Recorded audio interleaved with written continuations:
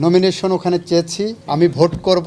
আমি attorney general হিসাবে আছি এখনো, আমার অ্যাটর্নি জেনারেল পদ ছেড়ে যেয়ে আমি ভোট করব, যখন সময় আসবে তখন করব। আমি আশাবাদী,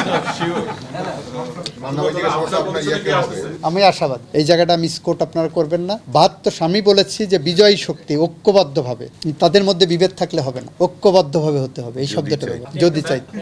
আমি বলেছি যে আমাদের বাংলাদেশের মাঠে ঘাটে আলপথ মেঠোপথের লোকজন বলে হাকিম নড়ে তো হুকুম নড়ে না। খায়রুল হক সাহেবরা হুকুম নড়াই দিয়েছেন শর্ট অর্ডার এবং লং অর্ডারের মধ্যে, ম্যাক্সিমাম 7 বছরের জেল এইটার জন্য। আমি বলেছি, পড়ে শুনিয়েছি, এটা মামলাও আছে। আচ্ছা, ওনার একটা প্রশ্নের আছে কোরআন বাইবেল। আমি বলেছি যে আমরা বলেছি সংবিধান একটা অর্গানিক ডকুমেন্ট, এটা গ্রো করে, এটা এক্সপ্যান্ড করে, এটা ইন্টারপ্রিটেড হয়, এটা বিভিন্ন রকম ভাবে আপনি উপস্থাপিত হয়। কোরআন কিংবা বাইবেল কেউ পরিবর্তন করতে পারবে না, সংবিধান পরিবর্তনযোগ্য। এটাও বলেছি যে আপনি আজকে সংবিধানের যে অ্যামেন্ডমেন্ট বললেন, সেই অ্যামেন্ডমেন্টকে যদি আপনি বলে দেন তত্ত্বাবধায়কে ফিরে গেলাম, সেটাই যে অ্যাবসলিউট তাও না। এটাও জনগণ চাহিদা অনুসারে, জনগণ যদি মনে করে যে এইটাতে তার ভোটাধিকার নিশ্চিত হচ্ছে না, জনগণ ইচ্ছা করলে ওর বিরুদ্ধে সংগ্রাম করতে পারবে।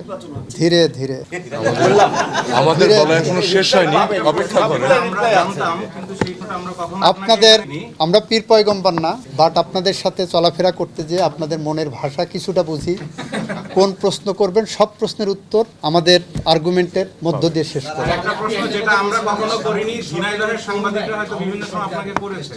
আমি বলেছি যে সামরিক সরকারের করুণায় এই আওয়ামী লীগ আসছে। 74-এর 25শে জানুয়ারি 4th সংশোধনীর মাধ্যমে বাংলাদেশের আওয়ামী লীগের নিষিদ্ধ রাজনৈতিক দল হিসেবে ঘোষিত হয়েছিল আওয়ামী লীগ।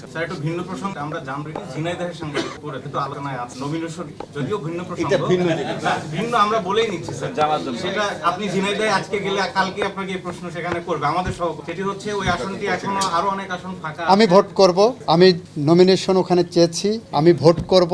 আমি অ্যাটর্নি জেনারেল হিসাবে আছি এখনো, আমার অ্যাটর্নি জেনারেল পদ ছেড়ে যেয়ে আমি ভোট করব, যখন সময় আসবে তখন করব।